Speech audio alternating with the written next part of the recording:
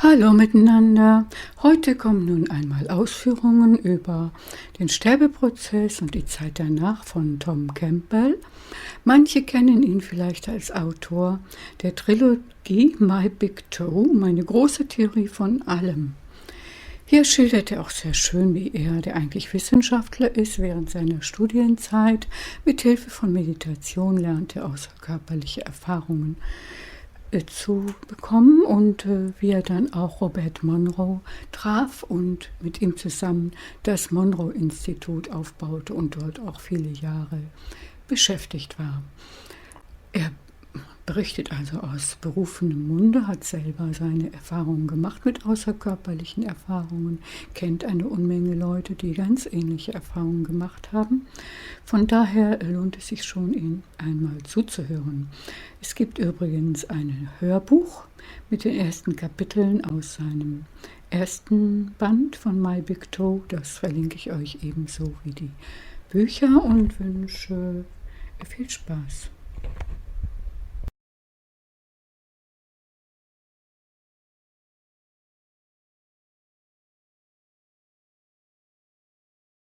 Also gut, jetzt erkläre ich Ihnen den gesamten Ablauf des Sterbeprozesses und wir werden uns all diese Punkte genau ansehen. Wenn man stirbt, erwacht man in einer anderen virtuellen Realität. Dein Körper stirbt also und du wachst auf, so nach dem Motto, jetzt sind wir nicht mehr in Kansas. Weißt du, du bist in einem ganz anderen Ort und in diesem Zusammenhang nennt man das Übergangsrealität. Es handelt sich dabei um eine weitere virtuelle Realität. Man neigt dazu, in solchen Momenten etwas ängstlich zu werden, besonders wenn man mit Furcht kommt, so nach dem Motto, ist das Hölle oder Himmel? Es geht also um eine gewisse Angst oder vielleicht war es ein traumatischer Unfall, bei dem man nicht mit dem Tod gerechnet hat, einfach davon überwältigt wurde. Aber auf jeden Fall werden Sie auf etwas stoßen, irgendetwas. Es wird eine Strategie geben, die Ihnen hilft, sich zu entspannen und Ihr vergangenes Leben loszulassen. Es könnte also das Licht am Ende des Tunnels sein. The light at the end of the tunnel, all the things that the people who have the near-death experiences do, that's kind of the beginning of this pathway. Often there's the light and you get this intuition, that would be the larger conscious system sending you a message, move toward the light. So you do, and then as you do, you find, Aunt Susie and Uncle Fred, there to greet you, and because they passed on 10 years earlier, and they're smiling and they're happy and they're obviously having a good time, so it couldn't be too bad there. So these things are done just to put you at ease, make you feel relaxed, and let go. Your previous life begins to fade immediately, just like dreams do. You wake up from a dream, the instant you wake up, it's perfectly clear. 30 seconds later, it's a little fuzzy. A minute later, it's a lot fuzzy, and 5 minutes later, what was that dream about? I only remember a couple of major things, but all the detail disappears. So that's the way your memory of the last life just begins to fade like a dream. Now, for the average person who has very little or no knowledge about the larger system, they go through a process that is basically designed to give them a chance to decompress and let go. So they're told to do non-functional things because you're just buying them time to decompress. Oh yes, welcome, you're here, Uncle Fred and Aunt Sally, they tell you, and then they say, well, we're busy, we need to go, we'll see you a little bit later, and they take off. That's the larger conscious system playing Uncle Fred and Aunt Sally. Okay, so then they'll say, let's see, what's your name? Oh, okay, over here, and there'll be a line of 15 people there, and you go stand in the line, and that takes a while. And if you finally do make it all the way up to the line, then they tell you a little something, or they tell you to go someplace else. And all it is just keeping you from getting into a fit of uncertainty, giving you things to do. Meanwhile, the old reality is disappearing, gone. All the people are nice, and everything seems to be friendly. You're not hungry or cold or wet, and it's all okay. And then eventually, you kind of feel like, well, what should I do next? What's going on? kind of what's happening here. And somebody will come approach you, and pretty soon you'll be planning your next incarnation, where you're going to go back and what it is you need to do. If you're just new in the business of being a consciousness and going into virtual reality, if you're new at the business, it's a jump in, jump out. There's not a lot of planning. And just go back in and you grab a body and you have another experience. Because what you need is experience, not a particular experience. If you've been around that block enough times that this part of you is developed, but this part not so much, you want to work on that part. So now you pick a certain kind of experience that you want to go back into that has the probability of helping you develop that part that's weak. You may even have people that you go back with because you really bring good stuff out in each other. You work well as a team. So now you may be incarnating with other people you've incarnated with before. Okay, if you've been around a whole lot more than that, you may go back almost with a scripted thing. You're going to do these things. You're going to help these people in this way. And you have a mission when you get here. So it goes from no scripting at all, jump in, jump out, to reasonably scripted and everything in between. Okay, so that's what's going on. So then you decide to go. Now what actually has happened here is that when you die, that avatar, okay, the avatar that you were, Joe Jones. Joe Jones' avatar is dead. Joe Jones, the consciousness, is not dead. The avatar is dead. Joe Jones, the consciousness, is alive in a new reality frame. That avatar is what we call a free will awareness unit. And where that came from is that you had this individuated unit of consciousness, piece of the larger conscious system. It took a piece of itself, a piece that has no memory, no intellect, just the quality.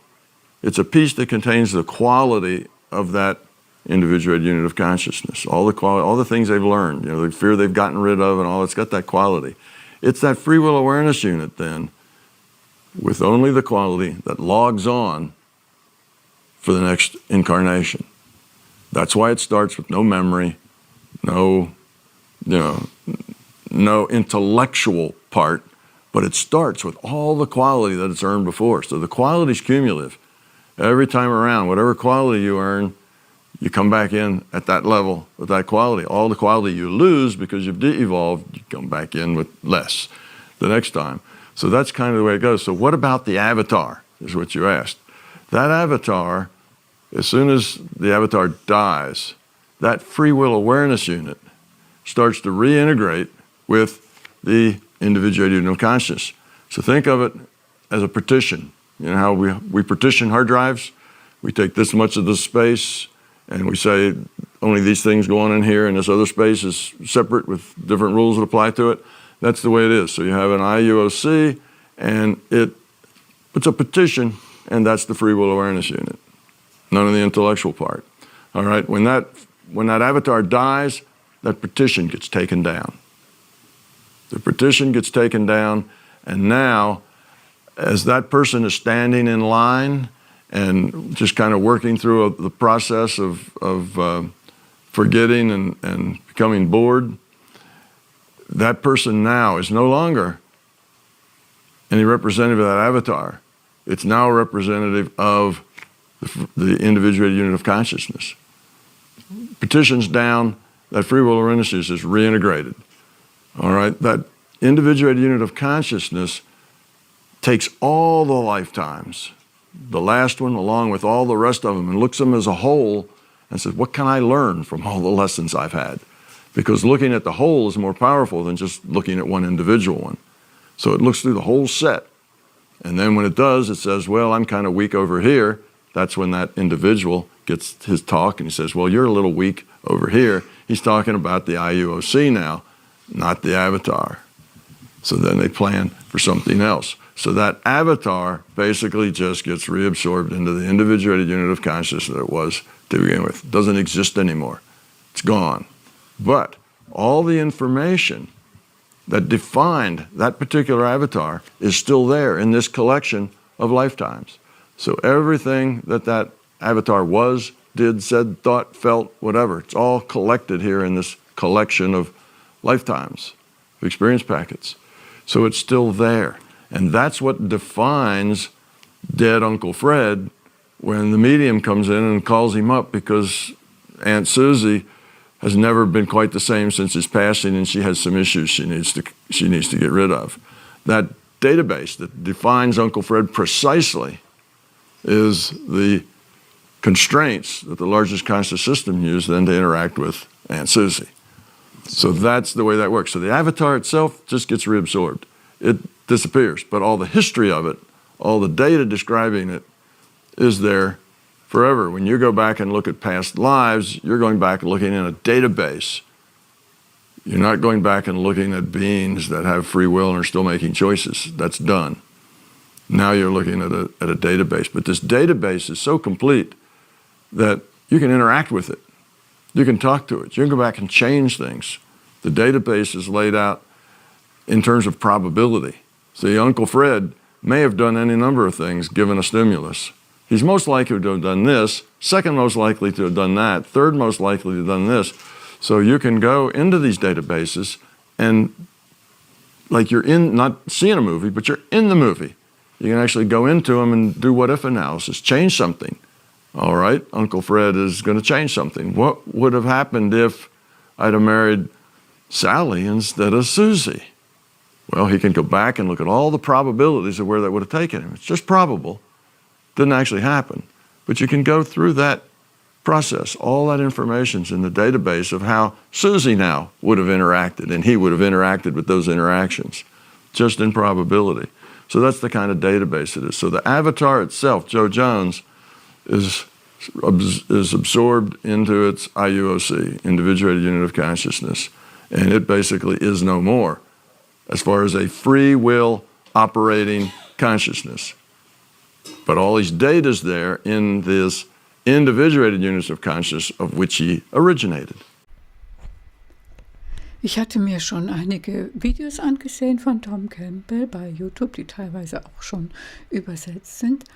Und er geht auch davon aus, dass wir in einer Simulation leben, genau wie David Icke.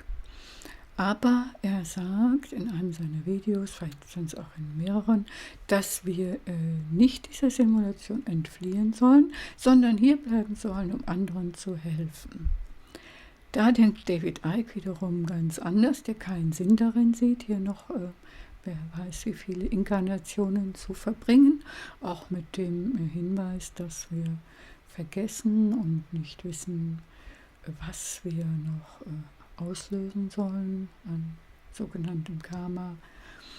Und er sagt, wir sollen schnellstmöglich die Simulation verlassen, so nach dem Motto, rette sich, wer kann.